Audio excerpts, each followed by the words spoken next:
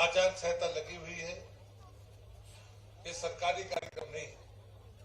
ये तो मध्य प्रदेश सरकार विधिवत रानी अवंतीबाई के चरणों में उनके बलिदान स्थल पर आकर नमन करती थी। जब मैं युवा मोर्चे में था, मेरी उम्र 25-26 साल होगी, तब मैं पहली बार इस जमीन पर धरती पर आया था। तब एक चबूतरा होता था और आगे कुछ झोपड़ियां बनी थी।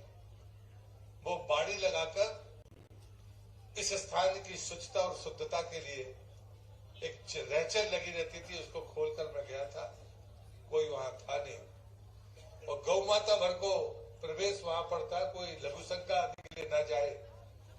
यहाँ के लोगों ने रानी अवंतीबाई के इस पुण्य स्थान को अपने तप से सींच कर सुरक्षित रखा।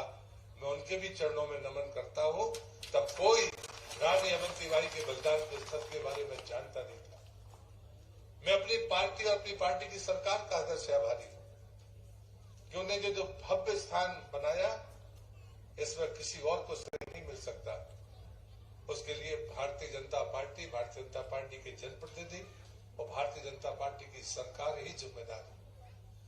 लेकिन जो सबसे बड़ी बात, मैं आदरणीय मुख्यमंत्री जी से रास्ते में कह रहा था कि जो ऐसा स्थान है जहां पर लोधी समाज के लोग नहीं है, हमारे वो आदिवासी बंधु, उनने इस स्थान की स्वच्छता और शुद्धता का ध्यान रखा।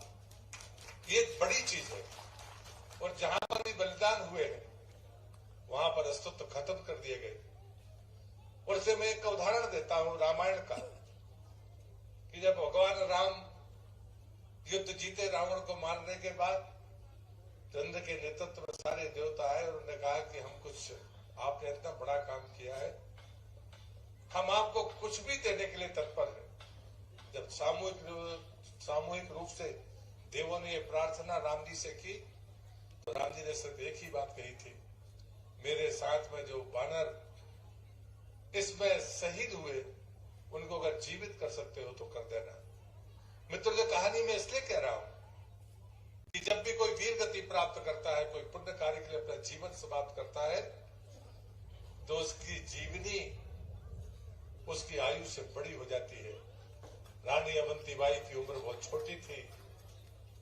वर्षों तक, शताब्दी तक, देश की आजादी के 25-30 साल बाद तक भी रानी अवंतीबाई की चर्चा नहीं हुई। लेकिन जो अंग्रेज अफसर उनसे पराजित हुआ, बेइज्जत हुआ, उसने अपने हाथ से अपनी डायरी में लिखा कि रानी ने मेरे मुंह पर लात मारी, गर्दन पर तल रखी हुई तलवार, मेरे अभय मांगने से उसने मुझे छोड़ दिया। ये किसी और ने नहीं लिखा, उसने लिखा जो अंग्रेज अधिकारी था। मुझे लगता है कि जीवन में ये चीजें हैं जो हमारी आने वाली पीढ़ी को जानना होगा। आदरणीय डॉक्टर साहब पहले शिक्षा मंत्री थे। शिक्षा मंत्री से ज्यादा वो स्वाध्यायी है। जितना इतिहास और संस्कृति के बारे में डॉक्टर मोहन यादव जी का अनुभव है, मैं मानता हूं कि वो काफी पढ़ने लिखने वाले व्यक्ति है। लेकिन ये सच है। समाज के लोगों को भी मैं धन्यवाद करता हूं। दूर दूर से आकर वो यहाँ पर आकर अपना कार्यक्रम करने का उपक्रम करते हैं। मुन्ना भैया मेरे छोटे भाई है, लेकिन वो नियमित आते हैं, मैं तो नियमित नहीं आया। सरकारी कार्यक्रम में एक बार आया हूँ कुल, बाकी जरूर मैं इस स्थान पर आया हूँ। लेकिन मैं हमेशा कहता हूँ, शहीदों की कोई जाति नहीं होती, शहादत की जाति होती है। और इसलिए मैं यहाँ पर उपस्थित तमाम जन समुदाय का हृदय से अभिनंदन करता हूँ कि आप आए। विपरीत हो मौसम, अनुकूल हो मौसम, लेकिन उसके बाद भी आपकी उपस्थिति वीरांगना को चरणों में नमन करने के लिए होती है। इसलिए आप भी वंदनीय है। मैं आप सबका हृदय से धन्यवाद करता हूँ।